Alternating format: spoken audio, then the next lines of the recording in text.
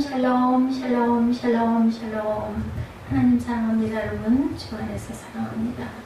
오늘은 드디어 로마서 마지막 권면과 인사, 그죠? 우리 로마서 16장 마지막 장 17절에서 27절까지 함께 교독하는 시간 가졌습니다만 1년 한 반 정도 로마서를 가지고 쭉 수요일마다 강의를 해왔는데 로마서 내용 전체에 주님의 음성, 사랑, 권면, 또한 보니까 인사, 죄, 의 이런 부분에 대한 말씀이 1장 18절에서 3장 20절까지 이방인들이 죄 아래에 있다 1장 18절에서 32절 유대인들에 대한 도덕주의자, 종교인 죄 아래에 있다 이런 부분들이 쭉 나타나 있었어요. 그리고 온 세상에 죄 아래에 있다고 3장 9절에서 20절까지 구원에 대한 이야기가 3장 21절부터 5장 21절까지 칭의에 대한 설명이 또한 3장 21절에서 31절까지 구원과 칭의에 대한 얘기들이 나와 있고 그 다음에는 성화에 대하여서 6장에서 8장까지 증거되어 있었습니다. 성령이 만약 우리의 새 능력에 대해서 8장에 하나님의 경륜, 주권에 대해서 9장부터 11장까지 이스라엘의 과거, 선택, 이스라엘의 현재, 거부했던 이스라엘에 대한 것이 9장과 10장에 이스라엘의 미래에 대해서 11장에 섬김에 대해서 12장부터 15장 13절까지 의를 실천했다 이렇게 달락달락 소개가 되었습니다. 하나님께 우리는 구별된 존재들이다. 12장이죠. 우리 권위에 순종해야 된다. 13장에 약한 자를 생각하시는 하나님의 마음 14장에서 15장 그리고 결론이 15장 14절부터 오늘 본문 16장 27절까지 이렇게 나타나 있습니다. 사역에 동참한 바울의 친구들에게는 16장 1절에서 23절까지 나타나 있고 축복 기도에 대해서 16장 24절에서 27절이 바로 축복 기도에 대해서 나타나 있죠. 그것이 바로 오늘 21절에서 24절까지의 그런 내용이었는데 나오죠. 나의 동역자 디모데와 나의 친척 누기오와 야손과 소시바더가 너희에게 문안하느니라 이렇게 나타나 있습니다. 이 편지를 기록하는 나 더디오도 누가 했어요? 더디오가 기록했습니다. 로마서를 주 안에서 너에게 문안하노라. 바울의 얘기를 이제 더디오가 쭉 정리해서 기록했다라는 거죠. 23절에 나와 온 교회를 돌봐주는 가이오도 너에게 문안하고 이성의 재무관 에라스도와 형제 구아도도 너에게 문안한다. 25절에는 나의 복음과 예수 그리스도를 전파함은 언제부터 영세 전부터 감추어졌다가 이제는 나타나신 바 되었으며 영원하신 하나님의 명을 따라 선지자들의 글로 말미암아 모든 민족을 믿어 순종하게 하시려고 알게 하신 바 그 신비의 계시를 따라 된 것이니 이 복음으로 너희를 능히 경고하게 하실 지혜로우신 하나님께 누구로 말미암아 예수 그리스도로 말미암아 영광이 세세 무궁토록 있을지어다. 마지막 인사가 이렇게 나타나 있습니다. 우리 본문에서 잠깐 보면 17절과 18절은 너희들 분리되어야 된다. 어디에서? 이단과 사설에서 분리되어야 한다. 이렇게 나타나죠. 이 같은 자들은 우리 주 그리스도를 섬기지 아니하고 자기들의 배만 섬기는 교활한 말과 아침 많은 말로 순진한 자들의 마음을 미혹한다고 18절에 증거하죠. 그리고 17절에는 너희가 배운 교훈을 거슬러 분쟁을 일으키거나 거치게 하는 자들 살피고 뭐해라? 그들에게서 떠나가라고 이렇게 얘기하죠. 이렇게 분리된 이런 것들을 우리는 막아야 된다고 사도행전 20장 29절에 31절에 이들의 특징에 대해서 분쟁을 일으키고 실족하게 하는 그들이라고 나타나 있습니다. 교리에 역행하는 자들, 교리가 대단히 그렇기 때문에 우리는 중요하고 성경과 구원과 교회와 재림에 대한 것이 중요하다. 그 뒤에 우리는 늘 피해 서야 된다. 디모데후서 3장 5절입니다. 경건의 모양은 있으나 경건의 능력은 부인한 이 같은 자들에게서 내가 뭐해라? 돌아서라. 요한이서 10절에 누구든지 이 교훈을 가지지 않고 너에게 나아가거든 그를 집에 들이지도 말고 모도하지 말아라. 인사도 하지 말아라. 그에게 인사하는 자는 그 악한 일에 참여하는 자다. 이렇게 11절에 증거합니다. 말되어 모시는 일을 자세히 살펴야 한다. 자기들의 배만 섬기는 그런 자들하고는 같이 앉지도 말고 말도 섞지도 말고 인사도 하지 말아라. 이들은 빼어난 말솜씨로 순진한 자들을 속인다고 유다서 3장에 증거하고 있습니다. 그리고 오늘 본문 19절에 선과 악에 대한 로마 성도의 책임에 대해서 말씀하죠. 예, 너희의 순종함이 모든 사람에게 들리는지라. 그러므로 너희가 너희로 말미암아 기뻐하노니 너희가 선한 데 지혜롭고 악한 데 미련하기를 원하노라. 그죠?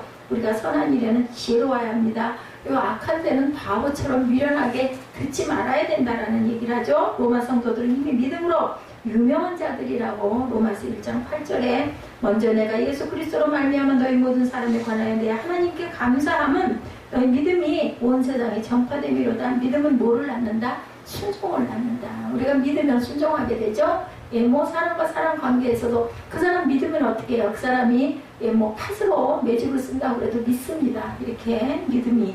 더군다나 하나님의 말씀을 믿을 때는 우리는 정말 모든 걸 다 순종하고 믿고 감사하고 나가는 저와 여러분들이 되신다는 거죠. 로마는 제국의 중심이고 그러므로 로마 성도들의 책임은 엄청 컸습니다. 그 시대에, 초대교회 시대에. 믿음대로 하지 않고 순종하지 않으므로 궁극적으로는 로마 가톨릭 교회가 탄생하죠. 예, 바울의 소원은 선한 것에 대해서는 지혜롭고 악한 것에 대해서는 바보 같을 정도로 순진해라. 선한 것, 선한 사람, 선한 열매, 선한 모임, 선한 행위를 즐거워해야 된다. 지식과 이해에서는 이론이 되어야 하지만 악과 사악함에 대해서는 예, 어른이 되어야 하지만 악과 사악함에 대해서는 아이가 되어야 한다고. 고린도전서 14장 20절에도 형제들아 지혜는 아이가 되지 말고 악에는 어린아이가 되라. 지혜는 장성한 사람이 되라. 이렇게 말씀합니다. 세상이 어떻게 변하는지를 알아보기 위해서 무슨 뭐 음란한 드라마나 영화나 이런 걸 내가 본다? 그것은 틀린 거죠. 순진하다는 말은 그런 것에 섞이지 말라는 뜻을 갖고 있다. 20절이죠. 본문 20절. 마귀의 일은 곧 끝나게 되어 있다는 소망의 말씀을 하십니다. 예, 20절에 뭐라고 말씀하세요? 예, 16장 20절 우리 잠깐 같이 한번 읽어봅니다. 평강의 하나님께서 속히 사탄을 너희 발아에서 상하게 하시리라. 우리 주 예수의 은혜가 너희에게 있을지어더라. 예, 예수의 은혜가 너희에게 있다. 평강의 하나님께서 사탄을 너희 발에서 상하게 할 거다. 예, 평강의 하나님만이 마귀와의 전쟁을 끝날 수가 있고 예, 그 뒤에는 뭐가 온다? 평화가 온다. 화평이 온다라는 거죠. 예, 창세기 3장 15절 우리가 너무 잘 아는 말씀이죠. 환란기 중반에 마귀는 땅으로 내쫓긴다. 계시록 12장 12절에 환란기 이후에 몇 년 동안 1000년 동안 무조경에 갇혔다. 결국 불호수로 빠져들어가게 된다. 예, 그러므로 하늘과 그 가운데 거하는 자들은 즐거워하라. 그러나 땅과 바다는 와 있을진저 이는 마귀가 자기의 때가 얼마 남지 않은 줄을 알므로 크게 분내어 너에게 내려갔습니다. 하더라. 이렇게 증거합니다. 십자가에서 패한 이후에 바울이 편지를 쓰는 순간에도 여전히 마귀는 강한 원수로 예, 일하고 있었다. 베드로전서 5장 8, 9절 우리가 잘 아는 구절입니다. 근신하라 깨어라 너의 대적 마귀가 뭐해요? 예, 우는 사자같이 두루 다니며 뭐를 찾아? 삼킬 자를 찾나니 너희는 믿음을 굳건하게 하여 그를 대적하라. 이는 세상에 있는 너희 형제들도 동일한 고난을 당한 줄을 아노라.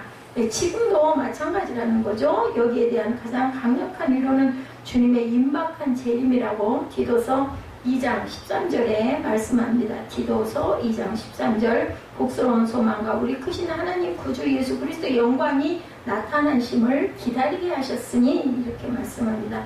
오늘 보면 아까 우리 같이 이거 다시 또 읽어봤던 대로 21절에서 24절은 1절에서 20절은 첫 부분은 바울의 인사였고 여기는 고린도에 있는 성도들이 로마 성도들에게 보내는 인사였습니다.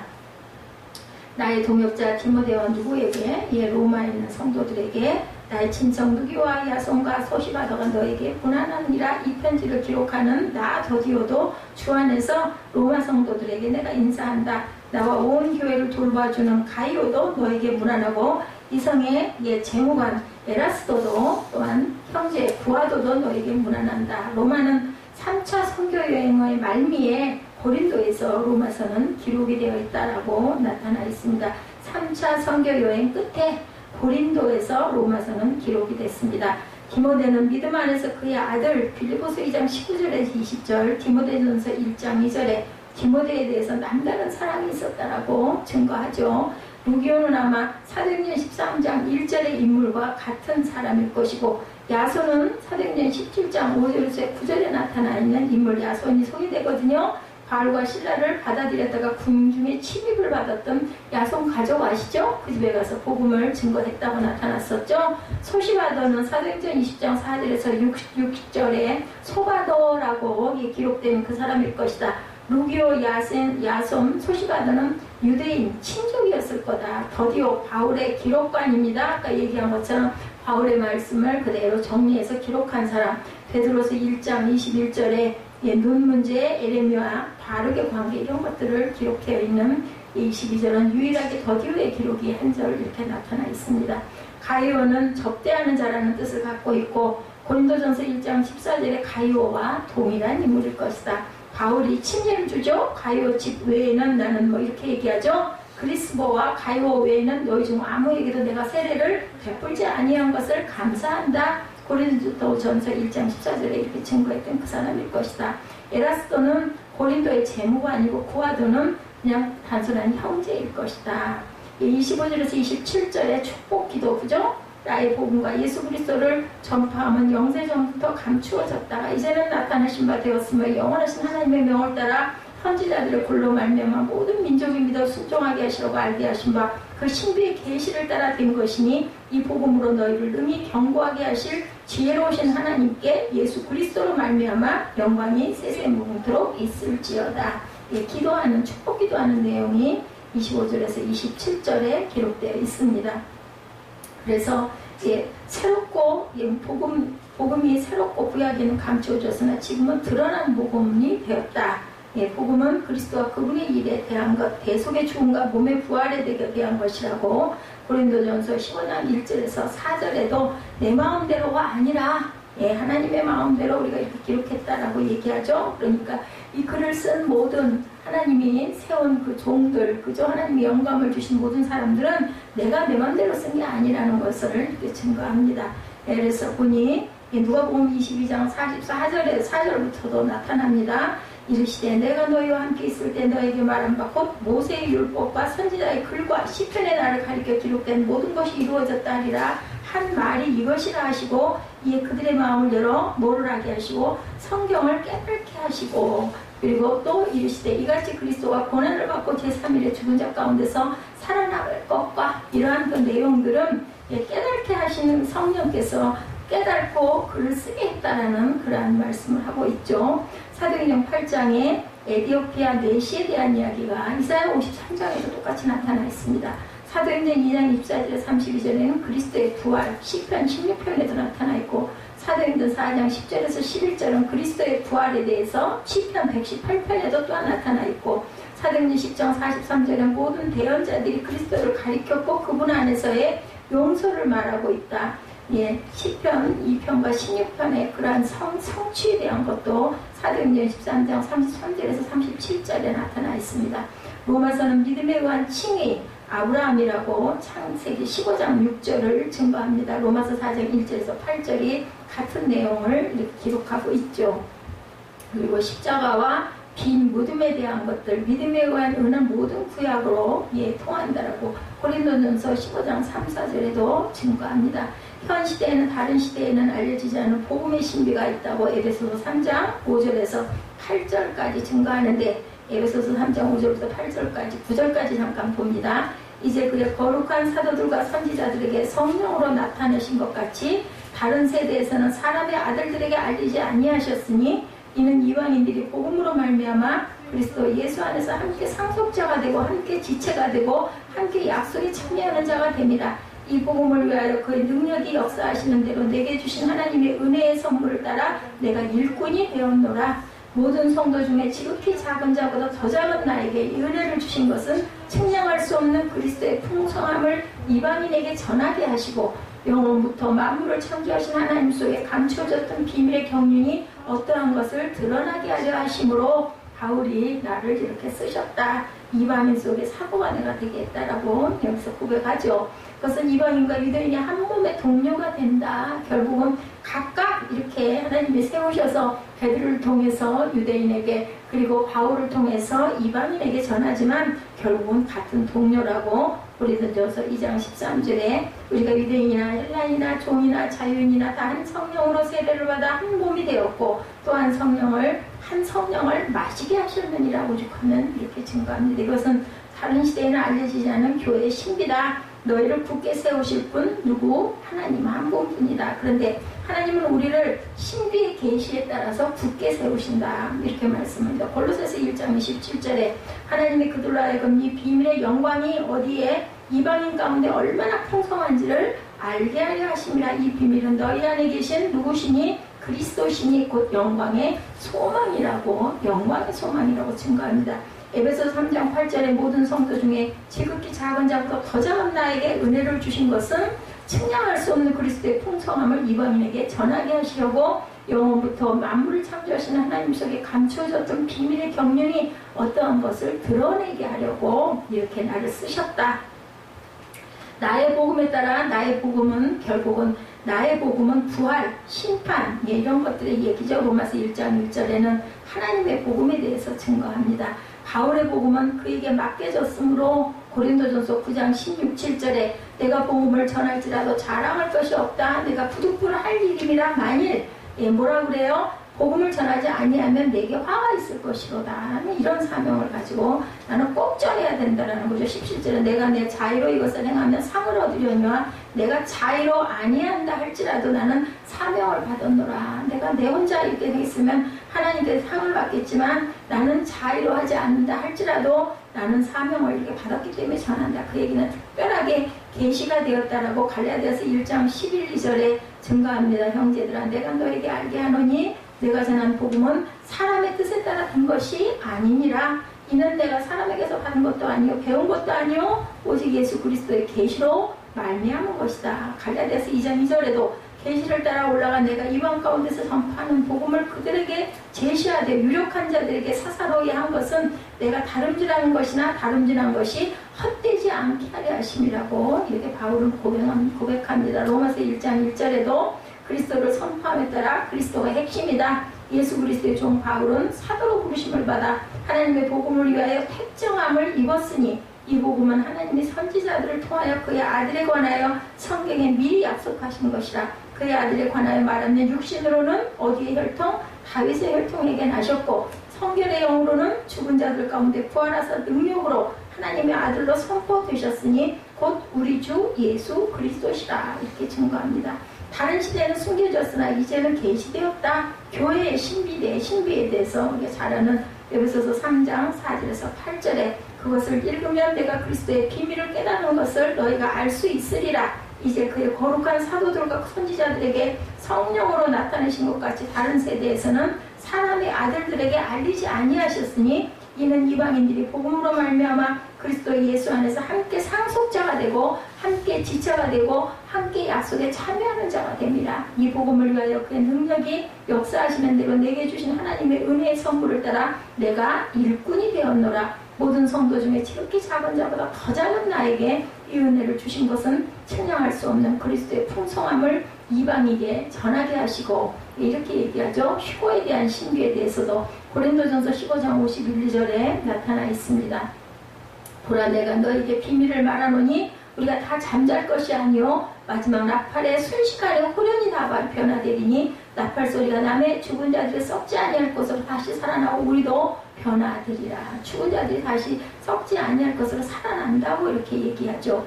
대언자들의 성경 기록들을 통해 드러나게 된다. 에베소서 3장 5절에 여기에 대언자들은 신약시대의 대언자들이라고 이제 그의 거룩한 사도들과 선지자들에게 성령으로 나타내신 것 같이 다른 세대에서는 사람의 아들들에게 알리지 아니하셨으니 이렇게 증거합니다. 영존하신 하나님의 명령에 따라 그는 선포를 통해 하나님의 말씀을 알리고 드러내야 할 사명을 수행하는 자라고 마가복음 16장 15절에 또 이르시되 우리가 잘 아는 말씀이다. 너희는 온 천에 다니며 모를 만민에게 복음을 전파하라. 믿음에 순종하는 모든 민족에게 알려지게 되는 것 이것은 신비다. 로마서 1장 5절과 비슷하죠. 모든 곳에 모든 사람은 회개하고 순종하라는 명령을 받았다고 사도행전 17장 31절에도 증거합니다. 복음에 불순종하는 자들은 영존하는 파멸로 고통을 받는다고 데살로니가후서 1장 8, 9절입니다.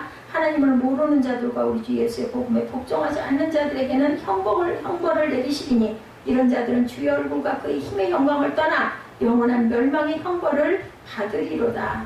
하나님께 그리스도를 통해 영광이 영원토록 있기를 원하노라 이렇게 말씀하죠. 홀로 지혜로우신 하나님께 로마서의 중요한 단어들입니다. 하나님의 의, 칭의, 전가, 성화, 영화에 대해서 나타나죠. 그래서 아까 말씀드린 것처럼 로마서의 간단한 요약들이 소개되어 있습니다. 그래서 결론은 15장 14절부터 16장 27절에 기록되어 있습니다. 사역에서 바울이 신실하다라고 15장 14절에서 21절, 사역에서 바울의 미래에 대해서 15장 22절에서 33절, 사역에 동참한 바울의 친구들에 대해서 16장 1절에서 23절까지, 그리고 마지막 오늘 부분 24절에서 27절은 축복 기도로 이렇게 이루어져서 결론이 지어져 있었다. 사도 바울은 로마서를 마치면서 개인적으로 영적인 관계가 깊은 사람들에게 이렇게 문화를 일일이 이름을 불러가면서 하죠. 이것은 마치 큰일을 치른 한 사람이 집에 들어와서 가족들과 편안한 시간을 갖는 모습과 같은 그런 형식이었다. 사람들은 성경 중에서도 책 중에 책이 로마서라고 이렇게 말합니다. 이 로마서에서 구원에 대한 놀라운 복음을 선포한 바울은 지금까지의 분위기를 바꾸면서 자신이 감옥에 갔을 때 같이 가져오고 음식과 잠자리를 제공해주고 자신을 격려해 주었던 사람들에게 무난하죠? 개인적으로 교제하고 있는 부분이 보이죠. 16절에 개인적인 문안과 교제의 결론이 나오죠. 너희가 거룩하게 입맞춤으로 서로 무난하라. 그리스도의 모든 교회가 다 너희에게 무난하노라. 여러분들, 크리스찬의 교제라는 것은 바로 이런 거룩한 입맞춤과 같은 것이다. 우리 뽀뽀하는 거, 입맞추는 거 아무하고는 절대로 안 하잖아요. 아주 지극히 가까운 정말 사랑하는 사람하고만 입맞춤을 합니다. 그래서 이렇게 깊은 사이거나 특별한 사이에서만 입맞춤을 하는데, 우리가 바로 크리스찬들이 입맞추는 관계가 되어야 된다. 가슴과 가슴으로 안아주고 마음과 마음을 모두 서로가 쏟아주고 천국의 교제를 하는 것이 교회인데, 오늘날의 실상은 별로 그렇지가 못하다. 현대의 교회는 그저 주일날 그저 뭔가 의식치료로 잠깐 왔다 가는 그런 정도로 끝이 나는 게 너무 안타깝죠. 가족끼리 그저 한번 만나서 얼굴 바라보는 것 정도로 일어나고 있습니다. 저희 교회도 별다르지가 않아요. 그래서 복음의 시작은 있지만 끝은 분명하지가 않다. 서로의 관계가 정말 입맞추는 관계, 그리고 바울과 그의 제자들과의 관계처럼 되어야 되겠죠. 서로가 이렇게 염려하고 위로해주고 그리고 인사하는 그런 관계가 되어야 되겠죠. 바울의 염려가 16절까지의 문안을 마치고 난 바울은 17절에 다시 분위기를 바꿔서 말씀하죠. 17절에 나오는 권면은 의외로 특별합니다. 앞뒤 문맥이 잘 연결이 되지가 않습니다. 형제들아, 내가 너희를 권하노니 너희가 배운 교훈을 거슬러 분쟁을 일으키거나 거치게 하는 자들을 살피고 그들에게 떠나라. 인사하다 말고 변함만에 이렇게 경고하죠. 왜 바울은 생각지도 못했던 이단들에 대한 경고를 마지막으로 할까요? 그 이단에 빠지게 되면 정말 완전히 하나님을 잃어버리게 되고, 그리고 죄악에 빠지고 천국은 보장을 받지 못하기 때문에 가장 중요하기 때문에 다시 한번 이렇게 경고하는 부분이 나타나는 것을 우리가 알 수 있죠. 추측해보건대 바울은 로마서를 하루아침에 다 쓴 것이 아니라 오랜 시간을 두고 쓴 것을 한 사람이 더디오가 정리를 한 거죠. 그러던 중 로마 교회나 사도들이 개척한 곳에 이단들이 나타나서 교회를 분열시켰던 일이 너무 많았던 거예요. 그러다 보니까 또 마지막에도 또 이렇게 당부를 하는 거죠. 마치 어떤 사람이 농사를 잘 지어 열매를 잘 맺은 밭에 돼지떼가 들어와 밭을 휩쓸어서 망쳐놓은 것 같은 그런 형상이 되는 일이 너무나 많았다는 거죠. 눈물로 키운 양들을 어느 날 밤 이리떼가 쫓아와서 찢어놓는 것 같고, 모든 걸 훔쳐갔을 때 목자의 심정이 바로 바울의 심정이었을 것이다. 눈물로 목회를 3년 반이나 하고 한 사람 한 사람을 피눈물로 전도해서 얻은 사람들인데 누가 바울이죠? 에베소 교회도 마찬가지고. 근데 그 이단들이 와서 모든 걸 망쳐놨다. 근데 현대 시대에도 이런 그 이단들이 교회에 파고 들어와서 그저 교회로 휩쓸고 가는 경우들이 종종 있다고 합니다. 그래서 경고를 하지 않을 수가 없었어요. 너무나 가슴이 아프기 때문에. 왜냐하면 이단에 빠지면 모두가 잃어버리게 되고 모든 것을 빼앗기게 되고 신앙도 다 죽어버리게 되고, 초대교회나 지금이나 예수 믿는 사람들을 유혹하는 사람들, 우리 영혼을 도둑질해가는 그런 이단들이 우리 주변에 많이 있다는 걸 절대로 잊어버려서는 안 되겠다. 이단의 특징은 진짜인 것처럼 보이는 게 문제예요. 우리 짝퉁이 보면, 언론 보면 구별이 안 된다면서요. 근데 실제는 진짜가 아니고 가짜라는 거죠. 똑같다라는 거죠. 천사와 마귀는 구분이 이렇게 어렵다는 거예요. 그래서 사람들이 속아 넘어가기가 쉽다. 그렇다고 성경적이고 복음적이고 전통적이고 예수를 가장 잘 믿는 것 같이 처음에 딱 보이기 때문에 사람들이 거기에 현혹되기가 쉽다라는 거죠. 우리 주변에도 얼마든지 이단들이 많다라는 것을 절대로 잊어버리지 말아야 된다. 대부분의 많은 사람들은 이런 것들에 헷갈린다. 뭐 통일교, 문성명, 뭐 여호와 증인, 안식교 이런 것도 있지만 인지 아닌지 분간이 되지 않는 그런 경우도 많이 있다. 문제는 이단에 빠지는 사람일수록 대개가 순진하다, 뭘 모르는 사람들이라는 것을 우리는 잘 알아야 돼요. 하나님의 말씀의 뜻을 깊이 온전하게 바르게 알아야 된다.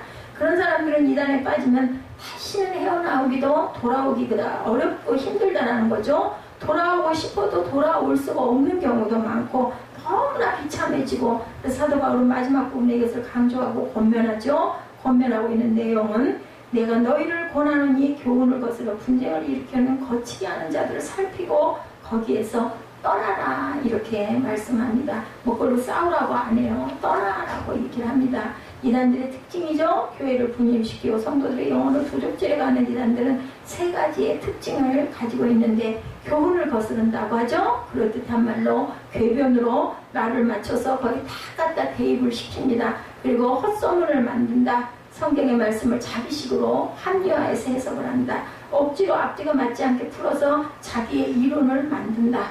두 번째로는 분쟁을 일으킨다. 교회는 첫째는 교훈을 거스르고 둘째는 분쟁을 서로 싸우게 한다는 거죠. 언제나 불평하는 세력이 어디에나 있게 마련입니다. 교회뿐만 아니라 어느 조직에도 불평하는 세력이 있는데 이단들은 그런 사람들을 잘 찾아내서 불평하고 그죠? 예, 이런 투덜거리는 사람들을 불러일으키는 거죠.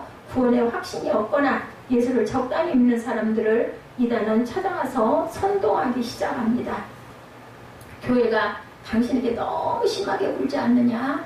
당신 예수 믿으면서 뭐 좋은 게 있었느냐? 확신은 생겼느냐? 아무리 교회 다녀보았자 누구도 알아주지도 않지 않더냐? 봉사는 왜 하느냐? 헌금이 아깝지 않느냐? 그렇게까지 안 해도 되지 않느냐? 뭐 이런 식으로 선동을 한다는 거죠. 혹시 마음에 불평이 있는 분들, 불만 가지면 그런 사람들이 타깃이 된다는 거 우리가 주의해야 되겠다. 이단들의 구원은 교회를 위해서라고 항상 얘기하고 들어간다. 하나님을 위해서라고 항상 얘기한다. 그렇게 멋있는 말을 하면서 불평을 합니다. 우리 교회에 오면 병을 고칠 수 있고 귀신을 쫓아낼 수 있다. 우리 교회에서는 진짜 회개를 가르친다. 뭐 이런 말들. 그렇게 하지 않아도 섭섭하고 불평하고 피해를 입었다고 생각하는 사람들은 그런 말에 넘어간다. 세 번째, 거치게 하는 자들이다 이렇게 나오죠. 처음에는 굉장히 하나님과 교회를 위하는 척하다가 나중에 본색이 드러나면 정면으로 교회가 하는 일에 대해서 반대를 하고 일어난다. 교회가 잘못되었다고 말하고 하나님이 잘못되었다고 말하면서 정면으로 부딪혀 간다라는 거죠. 한 걸음 더 나가서는 뻔뻔해지기까지 한다. 거짓말을 쉽게 합니다. 아부도 간단하게 합니다. 그들은 수단과 목적을 위해서라면 무슨 일이든지 하는 사람들이다. 그래서 우리는 뭘 가져야 되겠다? 영적 분별력을 가져야 되겠다. 바울은 이런 사람이 나타나서 교회를 힘들게 하고 성도들의 영혼을 약탈해 갈 때 두 가지를 고민합니다.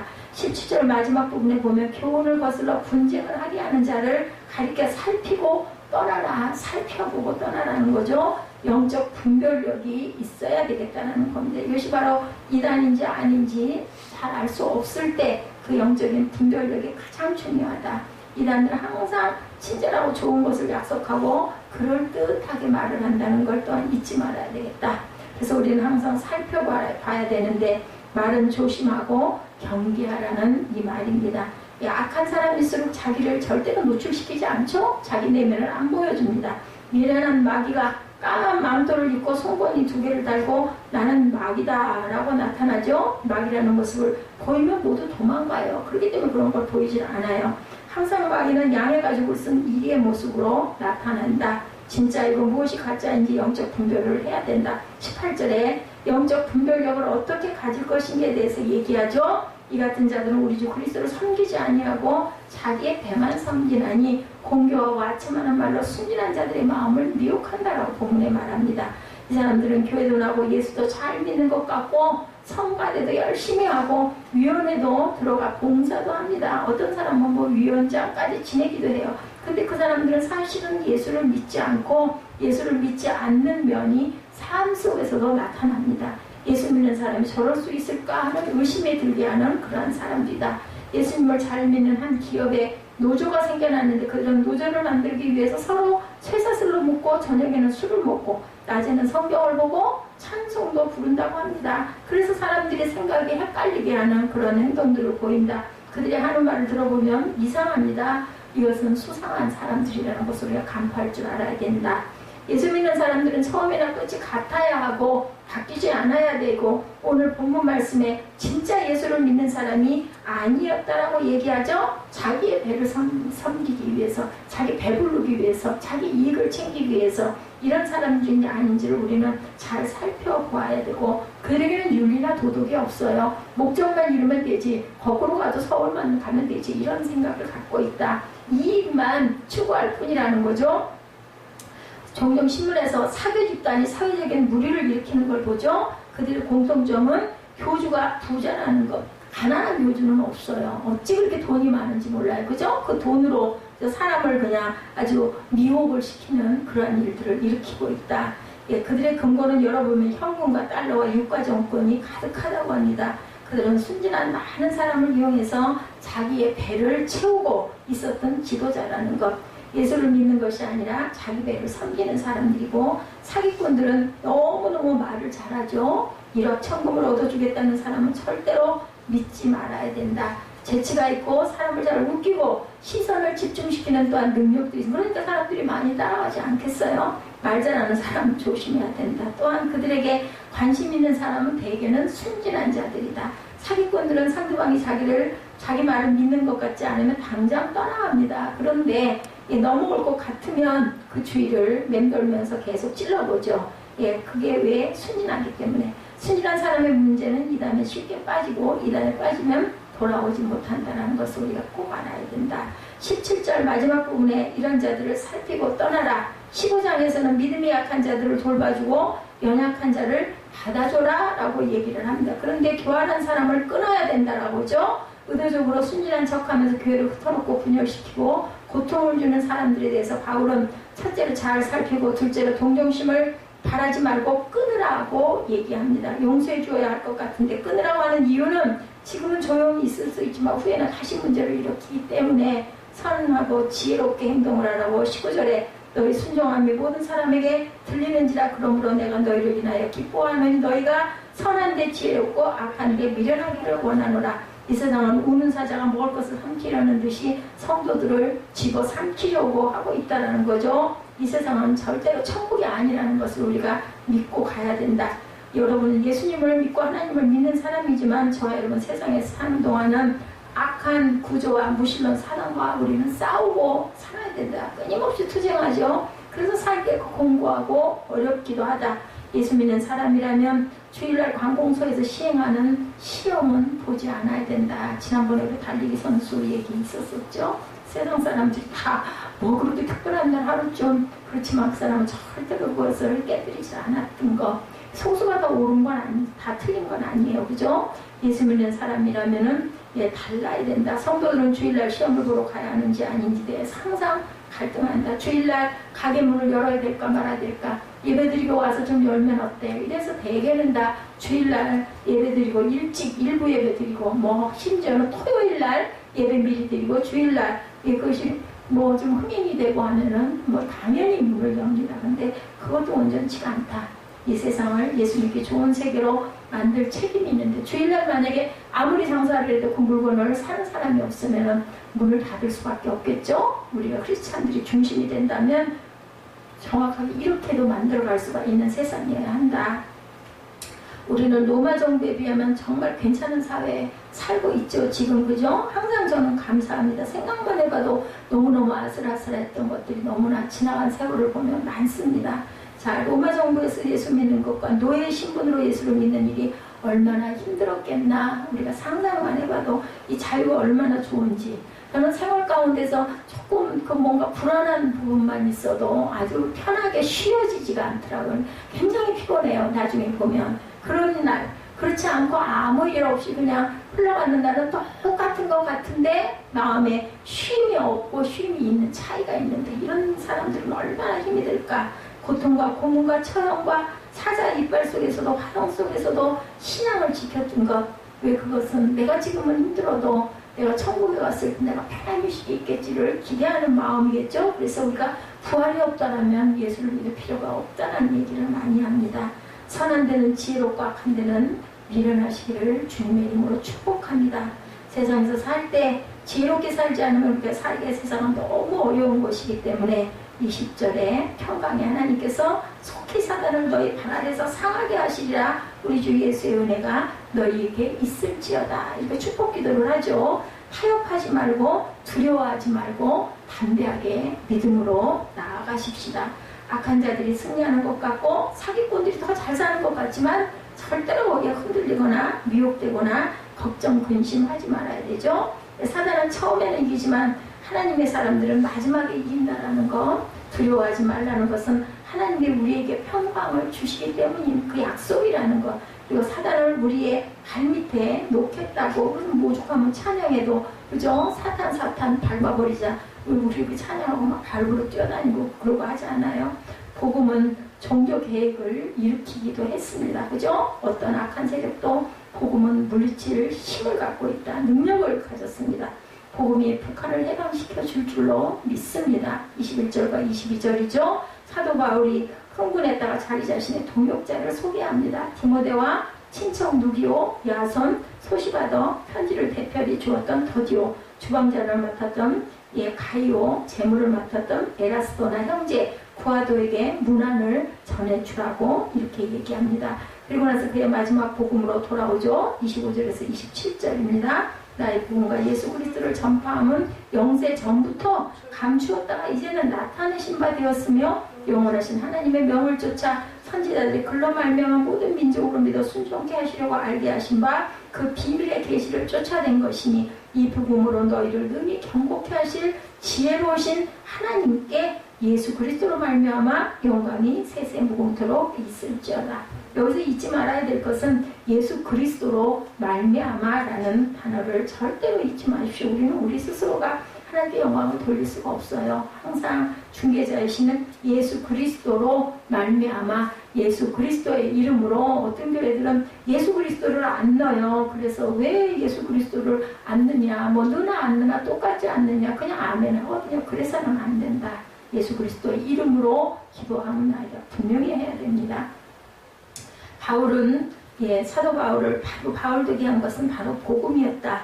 사도 바울의 생애를 뒤바꾼 것도, 로마서를 쓰게 한 것도 복음이었다. 복음으로 말미암습니다. 사도 바울은 25절에 나의 복음이라고 말하고 있죠. 우리를 이렇게 이 자리에 앉아서 예배드리게 하고 제가 여러분에게 설교하게 한, 종되게 한 것도 모두 다 복음 때문이라는 것. 여러분에게도 이것이 저와 여러분에게도 복음이 될 줄로 믿습니다. 바울은 로마서에서 복음이란 말을 7번 합니다. 복음이 너무나 중요했기 때문에 예수 그리스도의 종나 바울은 복음을 위하여 부르심을 받았다, 이렇게 얘기를 하죠. 복음의 능력에 대해서 바울은 로마서에서 시작이 복음 때문이었다라고 얘기합니다. 복음은 바로 하나님의 선지자들로 말미암아 그의 아들에 관하여 성경에 미리 약속한 것이며, 이 아들로 말하면 육신으로서는 다윗의 혈통으로 나셨고 성결의 영으로는 죽은 자 가운데 부활하여 능력으로 하나님의 아들로 인정되셨으며 곧 우리 주 예수 그리스도시다, 이렇게 증거합니다. 복음은 바로 예수 그리스도다. 우리 알죠? 말씀은 하나님이시라는 것, 말씀은 그리스도시라는 것. 바울은 이 복음 때문에 완전히 그의 삶을 희생하면서도 기쁨으로 감당하고, 내가 달려갈 길을 위해서 내 생명도 아끼지 않겠다라고 이렇게 고백합니다. 그러므로 내가 할 수 있는 대로 로마에 있는 너에게 복음 전하기를 원하노라, 이렇게 얘기하죠. 바울은 16절에서 복음을 부끄러워하지 않는다라고도 얘기합니다. 이 복음은 모든 믿는 자에게 구원을 주신 하나님의 다이너마이트와 같은 것이라고도 소개했었죠. 복음은 구원의 능력을 주신 하나님의 능력이고, 복음에는 하나님의 의가 나타나서 어디에서 어디로, 믿음에서 믿음에 이르게 한다라고 증거합니다. 저와 여러분, 복음에 사로잡히시기를 바랍니다. 복음을 위해 살 수 있게 되시기를 주님의 이름으로 축복합니다. 복음의 기원을 우리가 어디서 예수 그리스도를 전하는 것 언제부터? 영세 전부터라고 얘기합니다. 복음은 창세 전에 하나님과 함께 계셨죠? 바로 이것이 복음이다. 26절에 첫째 복음은 영원 전부터 있었던 것이며 하나님의 비밀이었고 감춰주었던 것인데 이 복음이 바로 드러났다. 계시가 나타났다는 거죠. 그래서 많은 예언가들로 말미암아 이 복음을 말하게 했고 이방인들로 믿어서 순종케 하는 구원의 역사를 만든 것이 바로 무엇이었다? 복음이었다. 26절 마지막 부분에 이 복음은 우리를 견고케 한다라고 말씀합니다. 복음은 우리를 강하고 담대하게 만들고 능력있고 지혜롭게 만든다. 복음은 죽은 자를 살리고 병든 자를 고치고 저주받은 자를 축복의 자녀로 만드는 능력이 있다. 이것이 바로 복음이다. 오늘 저와 여러분 이 복음을 우리의 것으로 항상 만들 줄 아는 지혜를 하나님께 기도해야 되겠죠. 이 복음을 가진 사람은 견고하게 되고 흔들리지 않게 되고 복음은 영원 전부터 있었으나 이제는 복음은 나타났고 복음 안에는 능력이 있다는 것. 마지막으로 바울사도는 이것을 자랑하죠. 찬미가 27절에 나타납니다. 로마서를 하나님께 예수 그리스도로 말미암아 영광이 세세 무궁토록 있을지어다. 아멘 하고 끝을 맺습니다. 로마서는 끝으로 하나님께 영광과 존귀와 찬양을 돌리며 예수 그리스도의 복음으로 말미암아 하나님께 찬양과 경배와 존귀와 영광이 그분에게 세세 무궁토록 있을 것이라고 찬양하죠. 저와 여러분에게도 우리의 삶에도 하나님께 영광을 돌리는 아름답고 간격이 넘치고 기적과 축복이 넘치는 결론이 되는 삶이 되시기를 주님의 이름으로 축복합니다. 기도하시겠습니다.